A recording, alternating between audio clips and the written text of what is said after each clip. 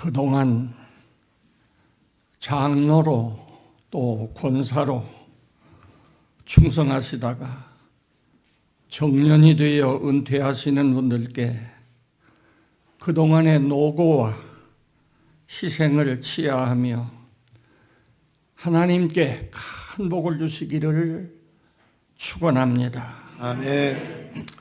그리고 오늘 장로로 집사로 장립을 받으시고 권사로 취임하시는 분들께 먼저 축하를 드립니다. 아멘. 동서고금을 막론하고 인간 집단의 문제는 그 구성원들이 자신의 직분과 사명을 바로 이해하지 못하는 데 있습니다. 자기가 무엇을 해야 할 사람인지, 자기 위치도 모르고 해야 할 사명도 모르기 때문에 할 일을 하지 못합니다. 또 해서 안 될 일을 하게 됩니다. 그래서 결국 문제를 일으키게 되는 것입니다. 그래서 헬라의 유명한 철학자 소크라테스라고 하는 사람은 그노티 세아우톤이라고 하는 말을 했습니다. 무슨 말인고 하니 내 자신을 알라, 그러한 뜻입니다. 내 자신을 알라. 대단히 쉬운 말 같지만은 대단히 의미심장한 말입니다. 우리나라의 정부나 우리 교계나 일 맡은 사람들이 자기가 해야 할 일이 무엇이며 해서 안 될 일이 무엇인지를 바로 알지 못하기 때문에, 다시 말해서 자기의 정체를 바로 알지 못하기 때문에 할 일을 하지 못하고 해서 안 될 일을 하다가 문제를 일으키고 있는 것을 우리는 경험하고 있습니다. 그래서 이 시간 임직을 받는 분들에게 직분과 사명이라고 하는 제목을 가지고 잠시 말씀을 드리려고 하는데, 제가 이 설교를 제대로 하려면 아마 100분은 해야 할 것입니다.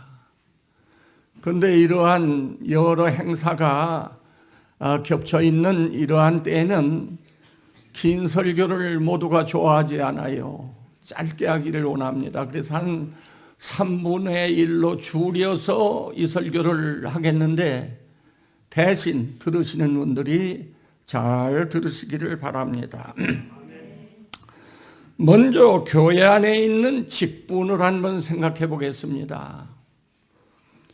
교회 안에 있는 직분을 크게 나누어 보면 세 가지로 나눌 수가 있습니다.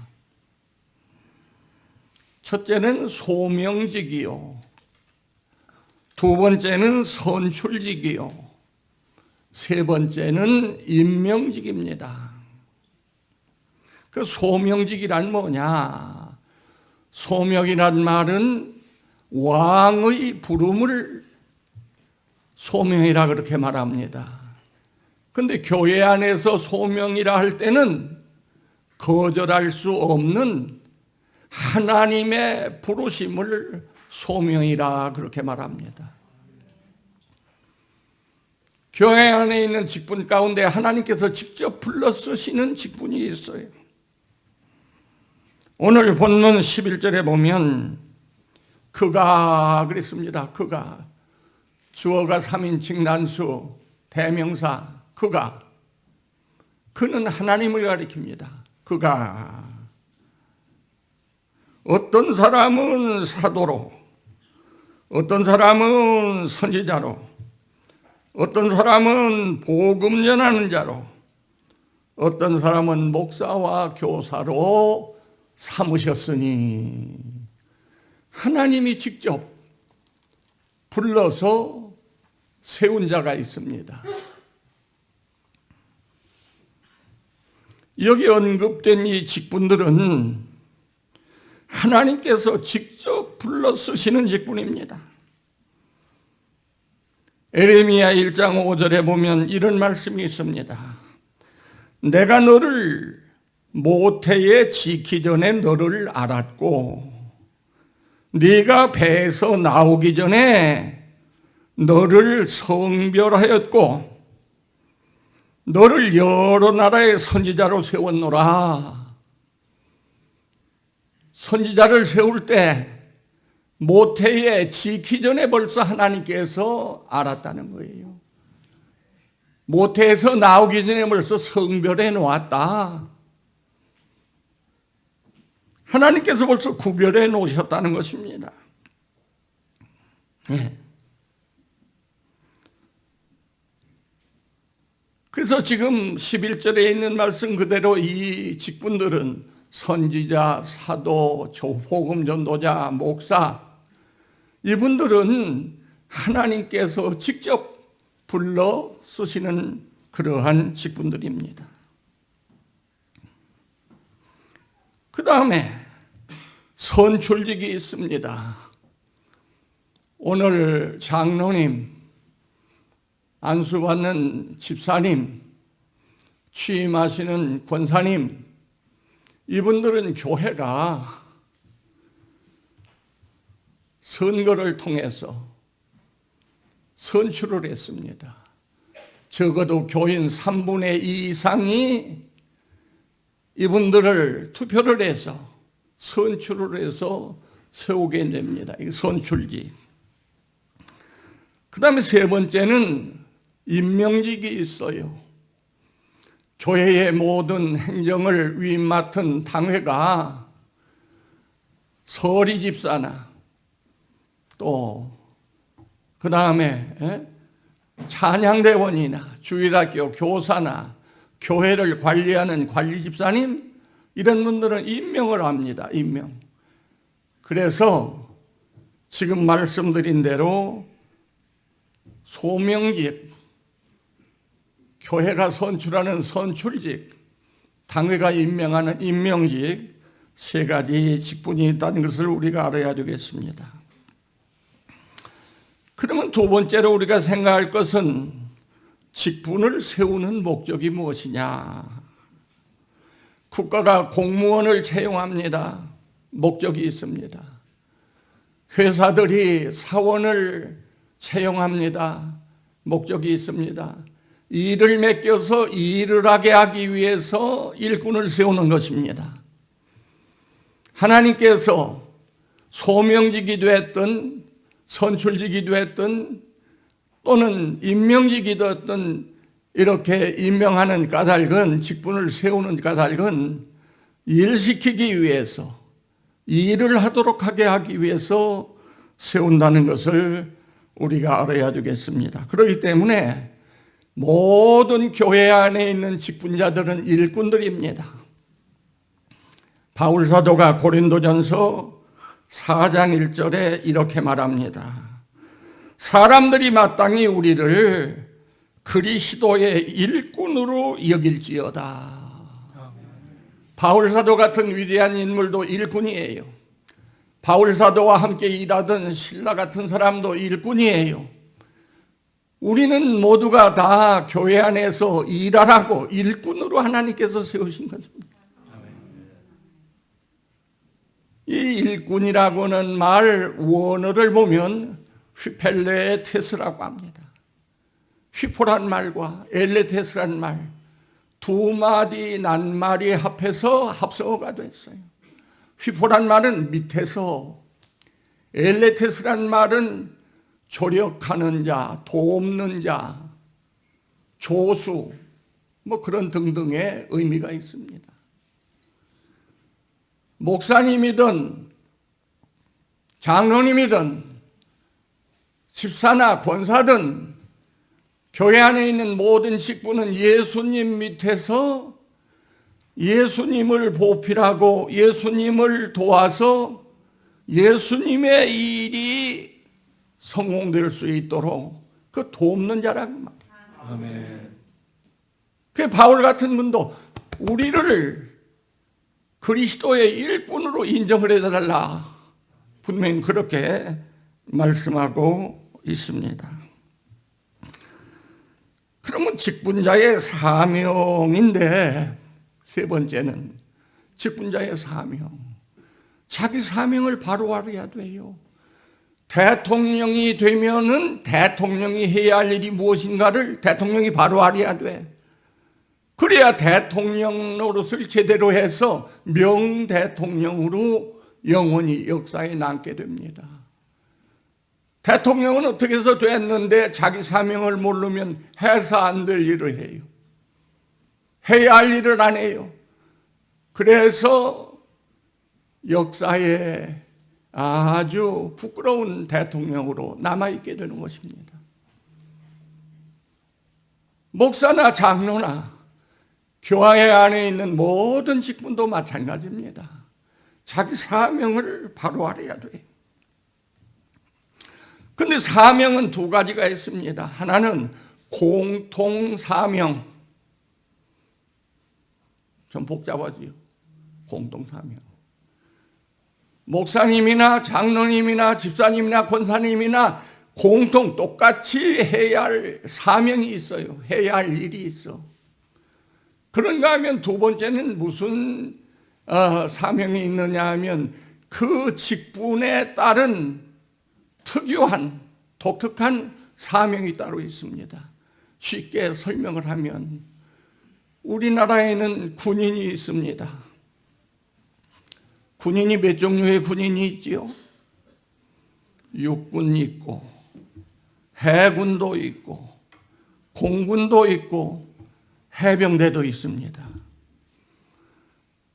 이 네 종류의 군인이 있는데 이 군인들의 사명은 뭐냐? 공통 사명, 똑같이 감당해야 할 사명은 국방입니다. 국방. 나라를 지키는 거예요. 나라를 지키는 거. 그런데 이걸 세분해서 우리가 한번 생각해 보면 육군은 땅에서 나라를 지키고 해군은 영해 바다에서 나라를 지키고 공군은 영공 하늘에서 나라를 지키고 해병대는 해상이나 육상을 드나들면서 나라를 지키는 일에 목숨을 바치고 있습니다. 각 군에 따라서 특수한 사명이 있어요. 마찬가지로 우리 직분자들도 공통 사명과 그 직분에 따른 특수한 사명이 따로 있습니다. 그러면 우리가 공통적으로 목사님도 장로님도 또 권사님도 집사님도 같이 공통적으로 해야 할 일은 뭐냐?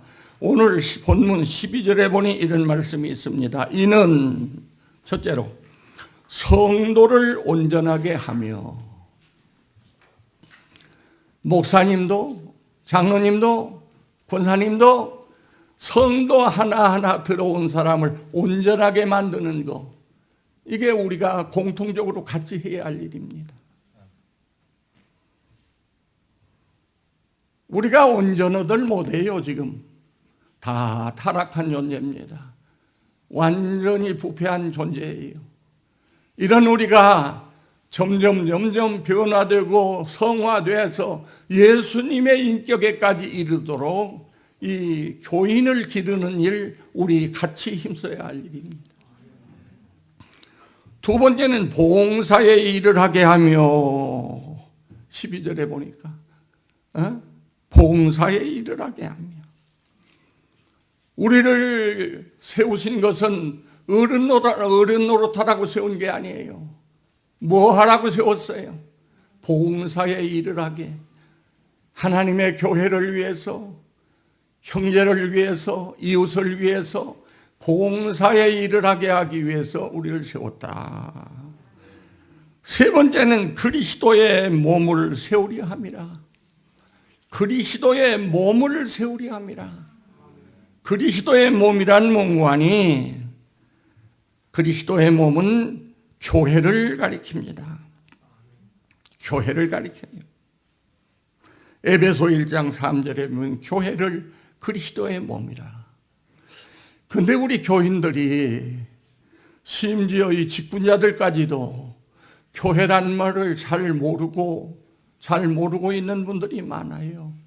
이 건물은 교회가 아니에요. 건물은 예배당입니다. 예배드리는 집이라 그 말이에요. 그럼 교회는 뭐냐? 교회라고 하는 말의 그 원문을 보면 에클레시아라고 하는 말인데 에크라고 하는 전치사가 앞에 붙었어요. 이것은 뭔뭐 속에 있는 것을 밖으로 그 다음에 칼레오라고 하는 동사가 뒤에 붙었어요. 칼레오, 부른다. 속에 있는 것을 밖으로 부른다, 불러낸다는 뜻이에요. 불러낸다. 이 말이 동사로 명사로 변하면서 에클레시아, 교회란 말이 됐습니다. 그 교회는 뭐냐? 세상에 있는 많은 사람이 있는데 김씨, 이씨, 박씨, 최씨 하나님께서 한 사람, 두 사람 불러내십니다. 내서 예수님을 중심하고 뭉친 단체가 바로 교회라는 것입니다. 우리 성도들의 모임체가 교회예요. 이 건물은 예배드리는 집이지 교회가 아니에요. 혹은 교회당, 또 뭐 성전이라고 하지만은 구약의 성전과는 의미가 전혀 다르고, 다만 구별해서 하나님께 바쳤다 해서 성전이라고도 합니다만은 구약의 성전과는 의미가 달라. 그렇기 때문에 교회를 세우려 함이라. 이거 설명을 하면 또 한 20분 해야 되는데 시간이 없어요. 그렇게 하면 오늘 이 행사 끝내들 못해. 그런데 목사님이 차마 짧게 하세요. 그 소리는 못 하시고 뭐라고 농구하니 알아서 들으세요 오는데 저도 알아차렸어요. 짧게 그랬어요. 짧게. 제 설교가 본교회에서도 아주 길어요. 그래서 제가 설교를 하고 나면은 젊은 사람들은 별로 좋아하네. 너무 길다고. 또 집에 가면 또 우리 내무부 장관이 설교를 왜 그렇게 길게 하시느냐고. 그래요. 네. 교회를 세우려 합니다. 교회는 어떻게 세우느냐? 성도 한 사람 한 사람이 점점 성화돼서 예수님의 모습을 갖게 되고, 또 택함 받았지만 아직 부름 받지 못한 사람들이 세상에 많이 있어요. 그 사람들을 불러다가 제자교회로 자꾸 이끌고 이웃에 있는 교회로 이끌어서 숫자적으로 이제 만수가 차야 돼. 예수님 오시는 날까지 그 일은 계속돼야 합니다. 아멘. 이렇게 해서 이제 교회가 성장하게 되는 것입니다. 질적으로 성장, 이건 성화. 양적으로 성장, 이것은 택함 받은 자 전부가 부름받고 교회에 나와서 구원받게 될 때 이게 완성된다는 것을 기억하면서 그 일을 하게 하기 위해서 하나님께서 직분자들을 세워주셨다는 겁니다. 아멘. 이걸 꼭 여러분들이 기억하셔야 되겠습니다. 그 다음에 그러면 각급 직분에 따른 고유 사명이 있는데 짧게 해보십시다. 고유 사명. 소명직이 있다겠지. 소명직. 이 교회 권 목사님은 소명직입니다. 하나님께서 벌써 장세전에 택해놓았어요. 목사 시키려고 택해놓았어. 때 되니까 불렀어요. 그래서 목사가 된 것입니다. 소명직. 에레미야 1장 7절에 보니까 여호와께서 내게 이르시되 너는 아이라 말하지 말고 내가 너를 누구에게 보내든지 너는 가며 내가 네게 무엇을 명하든지 너는 말할지니라. 소명직. 목사님은 누구에게 보내든지 가라는 거예요. 김정은이한테 가거라 하면 가야 돼요. 누구에게 보내든지 가며 무슨 말을 내가 네게 시키든지 너 그거 하나도 빼놓지 말고 다 가서 말해라.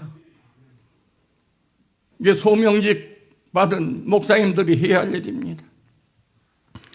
에스겔 3장 17절 너는 내 입의 말을 듣고 나를 대신하여 그들을 깨우치라.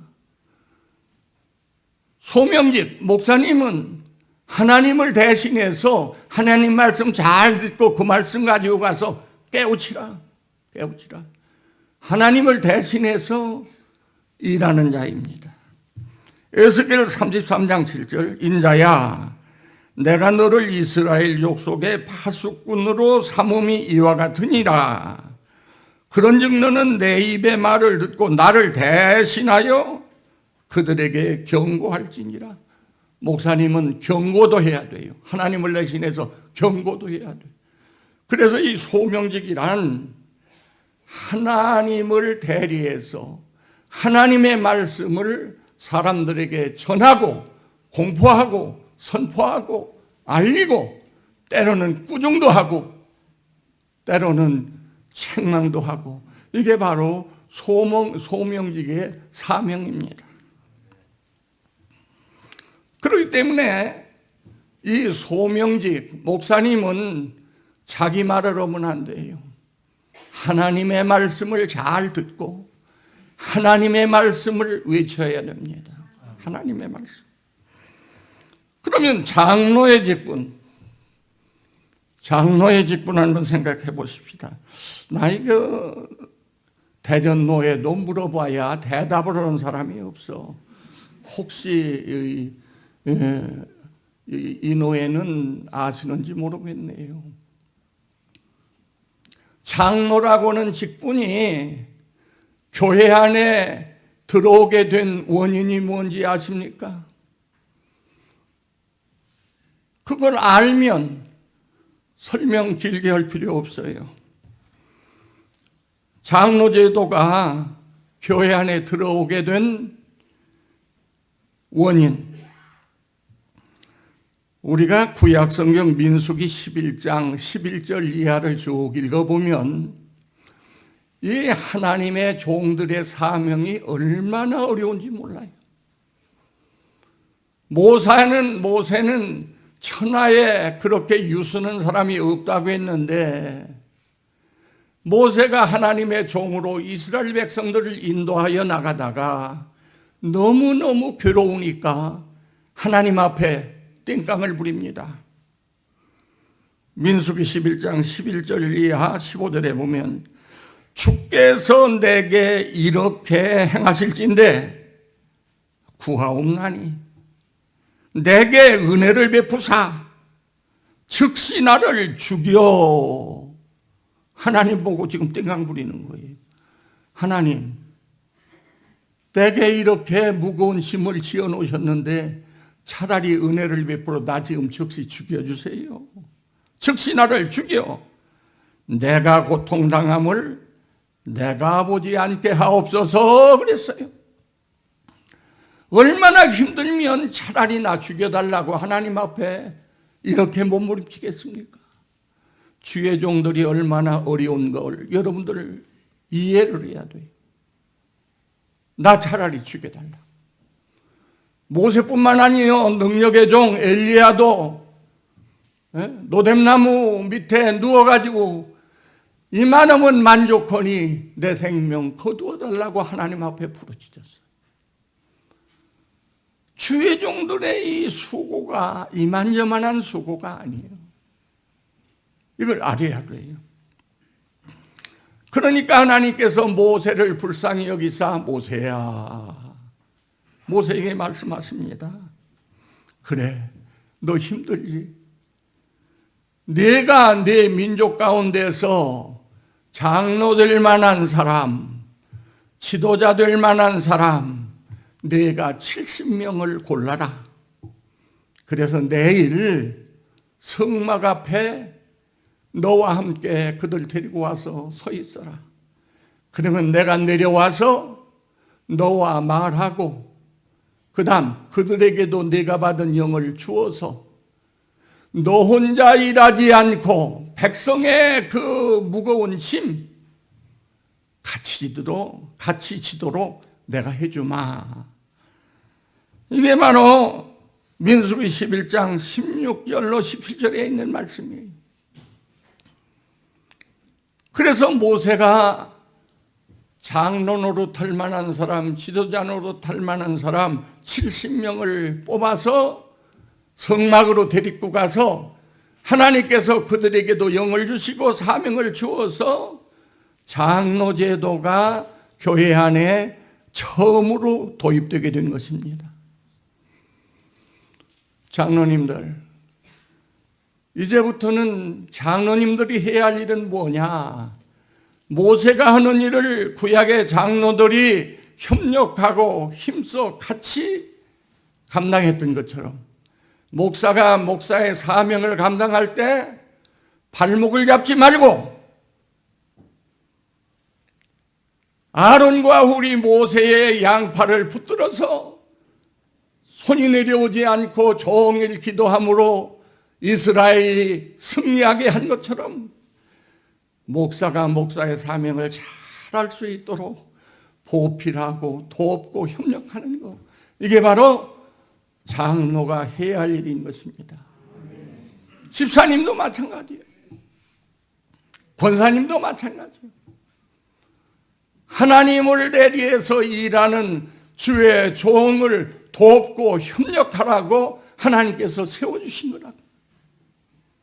이 원리를 우리가 분명히 알아야 돼요. 이 원리를 분명히 알아야 됩니다. 장로의 사명, 물론 우리가 장로 시험도 치루었고 6개월 이상 준비도 했기 때문에 내가 이 헌법적인 얘기는 않겠습니다. 잘 목사님 보필해서 목사님이 목사의 사명을 바로 감당할 수 있도록 보필하고 돕는 것, 어려운 일 있을 때 위로하고 격려하고 도와주고 양팔을 붙잡아 이 팔이 내려오지 않고 기도하여 승리하게 한 것처럼 그 일을 감당하는 것이 장로님들임을 기억하시기를 바랍니다. 아멘. 이거 잘 알아야 돼요. 그리고 하나 더, 남들이 않는 소리를 내가 해야겠어요. 뭐냐? 목사님도 실수하고 잘못할 수 있습니다. 오늘날 보니까요, 참 큰일 났어요. 왜? 주의 종들도 잘못하는 일이 많아. 이럴 때는 장로님들이 어찌해야 할까? 기도해야 됩니다. 하나님, 우리 목사님 실수하지 않도록 도와주세요. 첫째가 기도요. 두 번째는 조용히 목사님 찾아가서 목사님, 그렇게 하는 것보다 이렇게 하는 것이 좋을 듯 싶습니다. 간한다고 그래. 그걸 간한다고. 간해야 돼. 그래도 목사님이 법과 성경에서 빗나간 그러한 삶을 살면 그때는 만류해야 돼요. 목사님, 그렇게 하면 안 됩니다. 장로님들 기억하세요. 어떤 사람들은 일하다가 복잡해지면 떠나는 사람이 있어. 나 하나만 떠나면 되지. 그거 아니에요. 그거 하라고 떠나라고 저 장로 세우는 것 아니에요. 교회 지키고 이 교회를 바로 세워나가라고 세우는 거예요. 그렇기 때문에 간하고, 만류에도 안 들으면 어떻게 해야 할까? 상회에 보고를 해야 돼. 노회에 우리 목사님이 자꾸 이 헌법과 성경에서 빗나간 일을 하는데 이래서는 안 되겠습니다. 이거 바로 잡아주세요. 그래야 돼. 상회에 보고해야 돼. 이런 얘기는 하더라니. 그러나 목사님이 말씀대로 살고 법대로 살 때는 최선을 다해서 그 일을 잘 할 수 있도록 보필을 하고 배후에서 기도하고 뒤에서 힘을 합하고 밀어줘야 돼. 아멘. 이게 장로님들이 해야 할 일이에요. 장로의 사명은 헌법에 다 있어요. 이미 여러분들은 노예고시를 치른 분들이기 때문에 다 읽어본 줄로 압니다. 자, 집사님은 뭐냐, 집사? 집사님. 집사의 명칭은 디아코노스라고 하는데 섬기는 사람이라 그런 뜻이에요. 섬기는 사람. 집사님들은 섬기는 사람. 교인들을 섬기고 하나님의 교회를 섬기고 또 세상에 나가서 섬기고, 그 집사님들은 오늘 안수받은 다음에는 나는 이 교회의 상모섬이 됐구나, 이렇게 생각해야 돼요. 힘든 일, 어려운 일, 이런 일이 있을 때마다 앞장서서 수고하라고, 그래서 집사를 세우는 거예요. 집사. 뭐 집사의 기원을 얘기할 필요는 없지요. 초대교회 하루에 3,000명, 5,000명씩 늘어나는데 12사도의 손이 모자라서 이 사람들 돌보는데 다 제대로 돌볼 수가 없어요. 그래 불만이 터져 나왔습니다. 히라파를 사용하는 히라파 그 유대인들이 불만이 터져 나왔어요.